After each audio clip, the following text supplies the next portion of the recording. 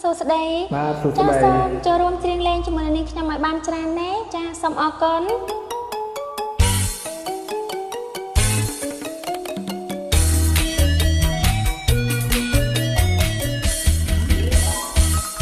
ត្រីតូចច្រឡឹងអំទូកាត់បឹងខំប្រឹងគោះកាយត្រីតូចច្រឡឹងអំទូកាត់បឹងខំប្រឹងកងកាយតែអាណិតស្បិតឃើញមេម៉ាយអាណិតឆោមឆាយខ្លាយកើតជាស្នេហ៍អូនហើយអូនដឹងខ្លួនឬទេអង្គខ្លួនកំឡុងអង្គមានសម្រងប្រដងឲ្យគេ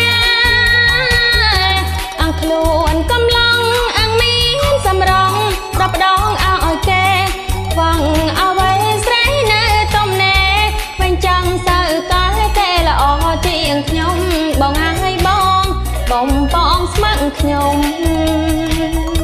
មេម៉ាយថ្មីថ្មីសាច់នៅត្រង់ខ្ចីដូចត្រីក្រមុំអូយអៀនដែរនេះមេម៉ាយថ្មីថ្មីសាច់នៅត្រង់ខ្ចីដូចត្រីក្រមុំ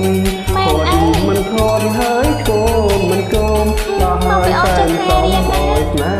ហានេះបងហើយអូនឆ្លើយយ៉ាងណាកុំស្រឡាញ់រកខ្ញុំត្រែងពោក្រមុំគេយំតវ៉ាកុំស្រឡាញ់រកខ្ញុំត្រែងពោក្រមុំគេយំតវ៉ាស្រីមេម៉ាយឆាតឆាយត្រង់ណាគួរពិចារណាមុននឹងការស្ដីប្របងងាយគិតហើយសំស្ដីកំឡុងមេម៉ាយមិនបាច់ដងស្រាយឲ្យវែងធ្វើអ្វីចង់ឲ្យមានដោះស្រាយណាកំឡុងមេម៉ាយមិនបាច់ដងស្រាយឲ្យវែងធ្វើអ្វីក៏ក៏បាយមេម៉ាយក៏ស្រីកន្ទុយបារីស្រីហើយក៏ស្នាមតូចតូចក្ដីកន្ទុយរៃក៏ស្នាម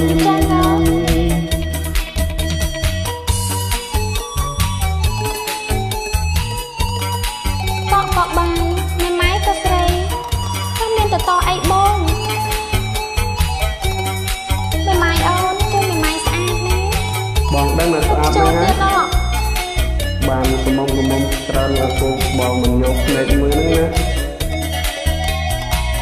កុំស្រឡាញ់រកខ្ញុំត្រែងពោក្រមុំគេយំតវ៉ាកុំស្រឡាញ់រកខ្ញុំត្រែងពោក្រមុំគេយំតវ៉ាស្រីមេម៉ាយឆាតឆាយត្រង់ណាគួរពិចារណាមុននឹងហាស្ដីប្របងងាយគិនហើយសំស្ដីកំឡុងមេម៉ាយមិនបាច់ដងស្រាយឲ្យវែងធ្វើអ្វីអត់ទេអូនមានដោះស្រាយណាមេម៉ាយមិនបាច់ដងស្រាយឲ្យវែងធ្វើអ្វីក៏ក៏បាយមេម៉ាយក៏ស្រីកន្ទុយបារីស្រីហើយក៏មេម៉ាយក៏ស្រីតូចក្ដីកន្ទុយរៃក៏ធ្នឹម